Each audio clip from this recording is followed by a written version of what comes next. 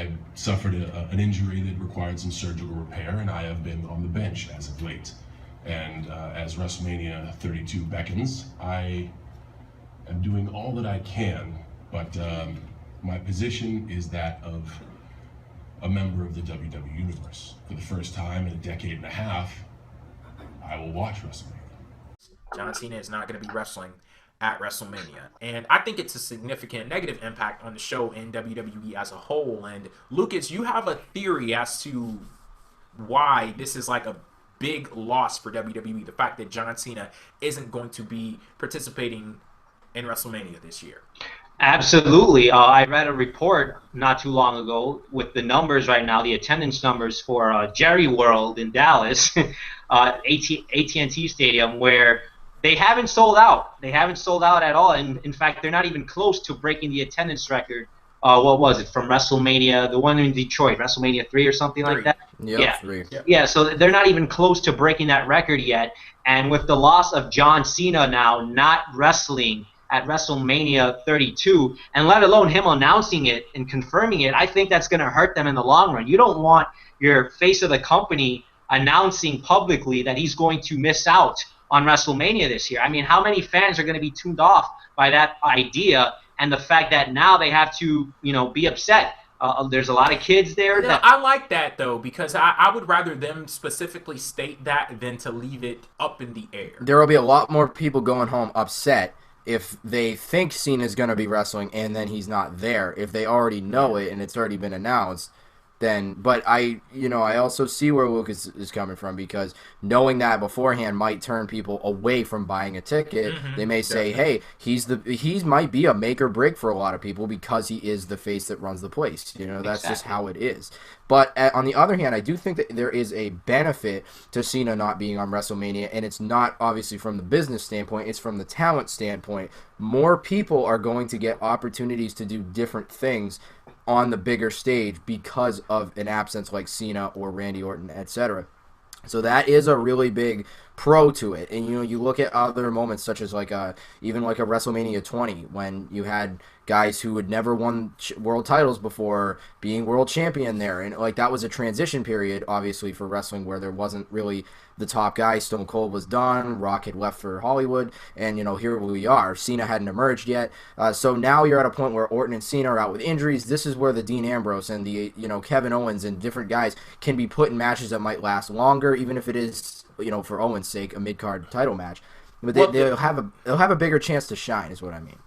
But see, the thing is about that one, I don't agree with that one at all, because looking at the way that WrestleMania is unfolding, I can't see that being true when we're talking about John Cena's absence providing opportunities for other people. Because if we look at everything that's happening right now, for example, Kevin Owens, what are they doing with that guy? They're throwing him in some damn multiple person match where it doesn't even have a solid storyline going into the show.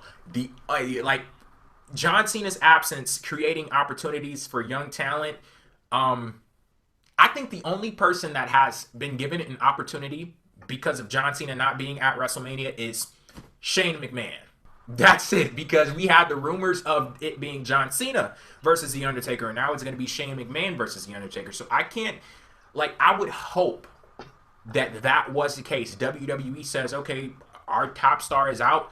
Damn it, it's time to push the pedal to the metal and start building up some new stars. And I think that they had enough time in advance to start doing that, but they have not. And I keep going back to Kevin Owens, because if you want anybody to step up to the plate and say, okay, our top stars are gone, we need somebody who's serious, we need somebody who's legit, we need somebody that's going to go out there and kick ass, somebody that we have confidence enough that this guy is going to steal the show. Boom. There you go, right there. And look at what they've done with him. Not a damn thing, or at least not anything on the level of importance of a WrestleMania. And that's part of the theory that I have in mind here, going back to what Evan said and what you said in mentioning Shane McMahon. Evan talks about how this could provide opportunity for other stars in the company now with Cena not being there. But that's part of my theory now. With Cena not being there, it hurts the WWE in that way, because let's say you do want to provide opportunity to those guys. Who are they going to break out against? Kevin Owens was a guy that broke out against John Cena. So you need John Cena in that role to wrestle against a newcomer that desperately needs an opportunity to break out at the grandest stage. And right now they don't have an opponent or competitors for some of these mid-carders to go up against and break out. So that's where you need John Cena, because he could elevate one of those talents to the next level. And with the way the roster is right now, it's just too pathetic of a roster for anybody to benefit off of anything.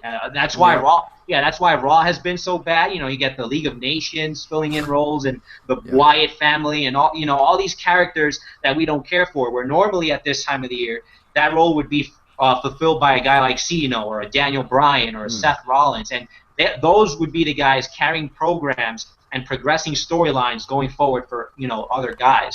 And then with Shane McMahon, he's not a recognizable figure with possibly the kids that have been watching for 5 or 6 years. John Cena is the face that runs the place. Everybody's familiar with him.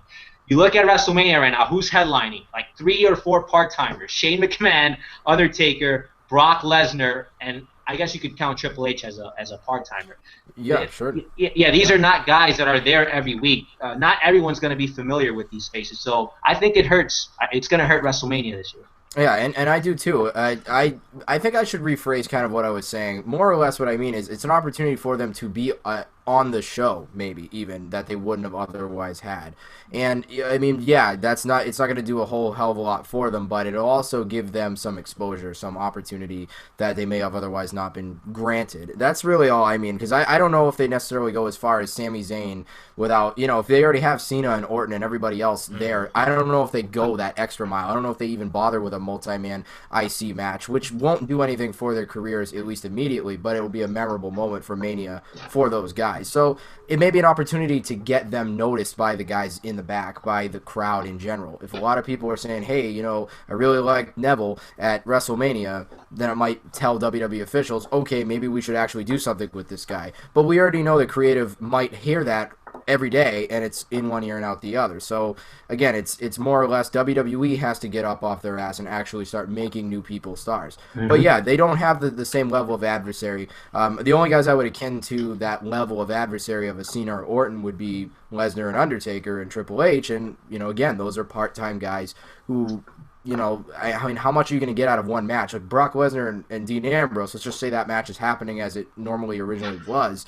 We already said that, Ambrose can benefit a lot from this match, even if he does lose.